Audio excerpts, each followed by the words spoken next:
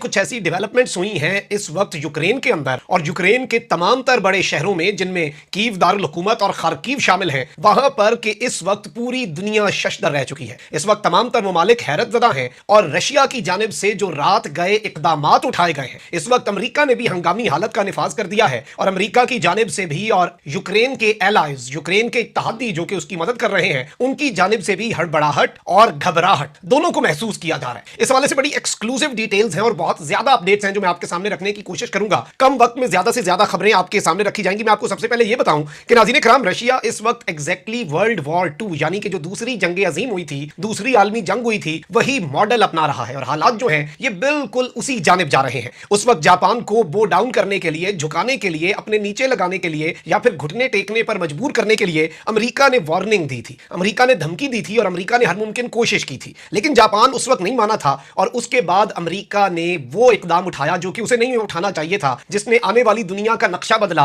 और जापान के ऊपर एटम बम फेंके गए, जिसके बाद जापान ने ना सिर्फ जंग बंद की बल्कि अमेरिका की कंडीशंस जो हैं उन्हें भी उस वक्त मान लिया गया। अब इस सब के अंदर जो हालिया तनाज़ा है नाज़रीन इकराम, अगर आप उसे भी ऑब्जर्व करें तो व्लादिमीर पुतिन भी एग्जैक्ट वही मॉडल फॉलो कर रहे हैं। वो यूक्रेन को बो डाउन करने के लिए हर हद तक जा सकते हैं और जारी बात है अब जब वो जंग में कूद पड़े हैं, इतनी बड़ी मिलिट्री माइट, इतना बड़ा मुल्क और दुनिया के अंदर एक बड़ा अहम तरीन ताकतवर तरीन मुल्क रशिया, वो अब जंग में कूद पड़ा है तो वो इस जंग से शिकस्त खुर्दा तो वापस आने से रहा। ये बात बड़ी क्लियर है और बड़ी ऑब्वियस है और ये आलमी ताकतें भी बड़ी बेहतर तरीके से समझती हैं। तो इस वक्त नाज़रीन कराम, इस वक्त जो तमाम तर चीजें हो रही हैं ये सिर्फ आगाज है। पुतिन जो है वो इस वक्त जानते हैं कि यूएसए या नेटो, ये दोनों पूरे का पूरा वेस्ट जो है, जो कि व्लादिमीर पुतिन और रशिया के खिलाफ है, ये उस पर बम नहीं फेंकेगा और ये उसे जवाब नहीं देंगे डायरेक्टली। इसलिए व्लादिमीर पुतिन यूक्रेन पर गिरा रहे हैं बम, क्या कि यूक्रेन वाले सरेंडर कर जाएं, वो हथियार डाल दें और वो इस वक्त झुक जाएं। अब इस सब के अंदर मैं आपको ये बताऊं नाज़रीन कराम, 3 पॉसिबल सिनेरियोज हैं। अगर हम इस सिचुएशन को एनालाइज करें, एक बिल्कुल न्यूट्रल लेंस से इसे समझने की कोशिश करें, न्यूट्रल पर्सपेक्टिव से, ना तो रशिया की एक्सट्रीम पर जाएं ना ही वेस्ट की एक्सट्रीम पर जाएं, बल्कि दरमियान में जो सच कहीं गुम जाता है अगर उसे ढूंढें और 3 पॉसिबल सिनेरियोज को अंडरस्टैंड करने की कोशिश करें तो नाज़रीन कराम, एक तो यह है कि रशिया जीत जाए और यूक्रेन हार जाए। बड़ा सीधा सा है, बड़ा ही सादा सा है, लेकिन ये इतना सादा है नहीं। दूसरा सिनेरियो यह है कि यूक्रेन सख्त मुकाबला करे जो कि उसकी जानिब से किया जा रहा है और अमेरिका की इंटेलिजेंस कहती थी कि 36 से 48 घंटे लगेंगे रूस को यूक्रेन पर कब्जा करने में, लेकिन वो मामला तो नहीं हुआ। तो सेकंड सिनेरियो यह है कि यूक्रेन मुकाबला करे और फ्यू डेज तक रशिया को इसी तरह से नुकसान पहुंचाए, जो कि यूक्रेन की तरफ से भी रेजिस्टेंस तो दिखाई जा रही है, इसलिए अभी तक यूक्रेन पर कब्जा नहीं हो सका। लेकिन इस सब के अंदर नाज़रीन कराम यही है कि रशिया जल्द या बदेर अपना यहां पर कब्जा करने में कामयाब हो जाए। लेकिन इस सब के अंदर तीसरा सिनेरियो यह है कि नेटो यूएसए इस जंग के अंदर कूद जाए। अब अगर हम बड़े ही प्रैक्टिकल होकर सोचें, प्रैक्टिकल अप्रोच को हम इस वक्त अगर अपने ज़हन में रखें, तो पहला सिनेरियो इस टाइम जब नेटो और तमाम तर ममालिक बैक कर रहे हैं यूक्रेन को, असलाह भेजा जा रहा है, यूक्रेन के जो पायलट्स हैं वो यूरोप पहुंच चुके हैं, फाइटर जेट्स लेकर जा रहे हैं, यूक्रेन की एयरफोर्स को रशिया ने तो नाकारा कर दिया। रशिया ने तो अपनी तरफ से जंग जीत ली, लेकिन अब उसे बैकिंग मिल रही है, उसे सपोर्ट मिल रहा है, उसे एड मिल रही है और हर तरह से ये लोग अब उसे असला पहुंचा रहे हैं। तो इस वक्त इतनी आसानी से ये नहीं होने वाला कि सीधा सीधा यूक्रेन सरेंडर कर दे, रशिया अपनी जीत के परचम लहरा दे।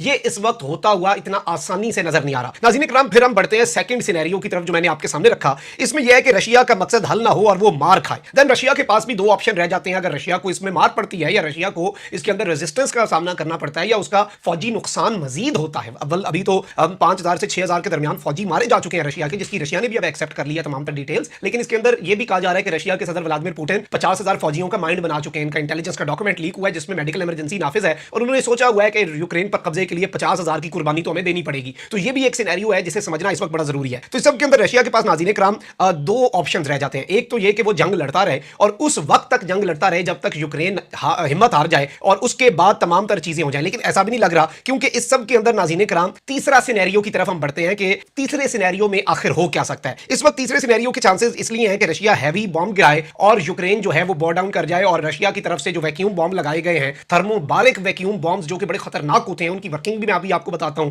और रशिया की तरफ से जो रात गए तबाहियां मचाई गई हैं उन्हें भी हम अंडरस्टैंड करते हैं। लेकिन इस सब के अंदर नाज़रीन कराम इस वक्त जो इंपॉर्टेंट चीजें हैं, एक तो यह है कि यूक्रेन को हार जाना चाहिए या नेटो यूएसए को कूद जाना चाहिए ताकि रशिया 1000 टाइम सोचे इस तरह का कोई इकदाम उठाने से। यानी कि इस वक्त या तो यूक्रेन सरेंडर करे या फिर आलमी ताकतें इसमें घुसे, क्योंकि अगर ये दोनों सिनेरियो नहीं होते तो व्लादिमीर पुतिन को कोई एक्सट्रीम इकदाम उठाना पड़ सकता है और अगर ये कूद जाते हैं तो व्लादिमीर पुतिन को भी समझ आएगी कि जारी बात है उन्होंने देखभाल कर करना है और व्लादिमीर पुतिन की ये जो इमेज बनाई हुई है कि वो कुछ भी कर जाएगा, वो कुछ नहीं करते, वो सोच समझ कर काम करने वाला आदमी है और वो कैलकुलेटेड मूव के साथ ही अपने मुल्क को किसी जंग में झोंकेंगे। वो ऐसे तो नहीं करेंगे कि सारे के सारे मामले के अंदर वो बिल्कुल शुतर बेमहार की तरह जो उनके दिल में आए वो कर दें। इस सब के अंदर नाज़रीन कराम एक तो सबसे बड़ी डेवलपमेंट ये हुई है, मैं सबसे पहले आपके सामने वो रख दूं कि US urges its citizens to consider leaving Russia immediately. America ने अपने तमाम तर शहरियों को रूस छोड़ने का बाकायदा तौर पर आखिरी हुक्मनामा दे दिया और उन्होंने कहा कि हमारे लिए भी शायद इवैक्यूएशन मुश्किल हो जाए। और जारी बात है, अमेरिका किस मुंह से इवैक्यूएट करे अगर जंग हो जाती है और अमेरिका को इस जंग के अंदर कूदना पड़ता है। इसके साथ ही साथ ये एक बहुत बड़ी डेवलपमेंट के तौर पर देखा जा रहा है। इसके अंदर अब मैं आपको ये बताऊं कि थोड़ी देर पहले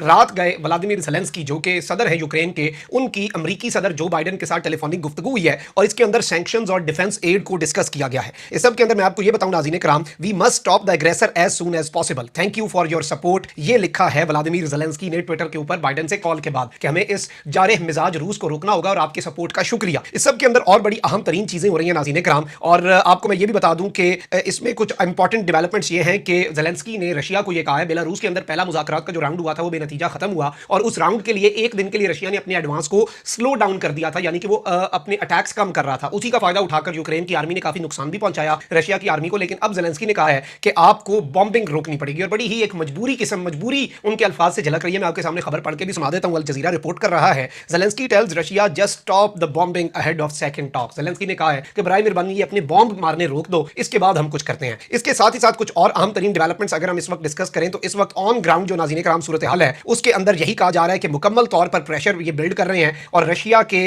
जो कॉन्वॉयज हैं, रशिया की आर्मी के जो 40 मील तक फैले हुए कॉन्वॉयज हैं, एक जानिब वो पहुंच रहे हैं। लेकिन उससे पहले चूंकि व्लादिमीर पुतिन रात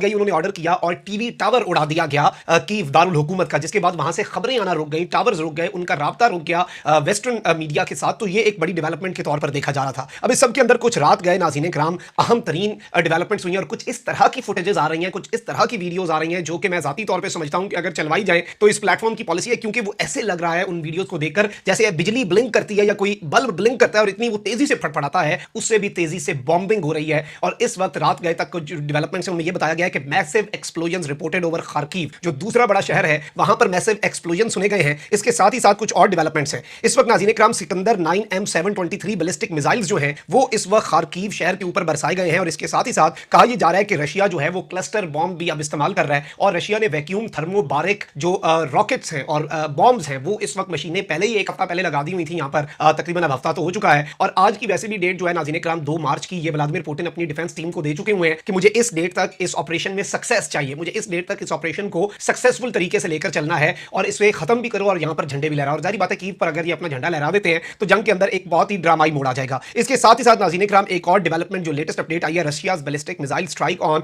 चेगोव air base of Ukraine. Ukraine के एक और एयर बेस को मुकम्मल तौर पर नाकारा बना दिया गया है और ये एयर बेसिस को इसलिए भी नाकारा बनाया जा रहा है कि अब ये जो नए फाइटर जेट्स ला रहे हैं उन फाइटर जेट्स को कोई जगह ही ना मिले वहां से रशिया के खिलाफ कार्रवाई करने में। और मैं आपको पहले भी ये बात कर चुका हूं, 40 मील पर मुहित एक काफिला दारुल हुकूमत की तरफ जा रहा हो, उस काफिले के ऊपर कोई हेलीकॉप्टर कोई ड्रोन नहीं है उसकी हिफाजत के लिए। ये दुनिया की थक्कड़ तरीन एयरफोर्स जो होती है ना, उसके लिए भी पकी पकाई खीर है कि आओ और इस पूरे काफिले पर बमबारी कर दो। जमीनी काफिला है, आर्टिलरी है, वो फजा को क्या कर लेगी। लेकिन 1-1.5 दिन हो चुका है इस काफिले को, 40 मील का काफिला है, दूर से सैटेलाइटों से क्लियर नजर आ रहा है, यूक्रेन कुछ नहीं कर पा रहा। इसका मतलब है कि कंप्लीटली, और ये एक ऐसी एयरफोर्स है जिसके पास टर्किश ड्रोन्स भी हैं, लेकिन उन ड्रोन्स को भी रशिया ने नाकारा बनाया बैक टू बैक। जारी बात है कुछ ना कुछ जखीरा तो होगा, अभी भी ये अपनी कार्रवाइयां कर रहे हैं, लेकिन इसीलिए अब एयर बेसिस को भी निशाना बनाया जा रहा है कि मुकम्मल तौर पर जिस इनकी हमने एयरफोर्स को नाकारा बनाया है, न्यूट्रलाइज बनाया, वो फिर से नसर उठाए। इसके साथ ही साथ नाज़रीन कराम ये कहा जा रहा है कि इस वक्त कीव के अंदर रात गए बड़े पैमाने पर धमाके हो रहे हैं और इन धमाकों के वाले से अब ये खदशा जाहिर किया जा रहा है कि ये धमाके वैक्यूम बॉम्ब भी हो सकते हैं और इसमें क्लस्टर बॉम्ब। ऑल्दो रशिया जो है वो इसे डिनाई कर रहा है और दुनिया का कोई भी मुल्क अगर इन बॉम्ब्स को यूज करे तो वो डिनाई ही करेगा। लेकिन जाहिर बात है जो रशिया के प्रो लोग हैं वो भी यही कह रहे हैं कि अब हमें यही इस्तेमाल करने पड़ेंगे। लेकिन अभी तक व्लादिमीर पुतिन जो है वो इत्तलात मैंने जाती तौर पर जो कंफर्म करने की कोशिश किया वो ये है कि क्लस्टर बॉम्ब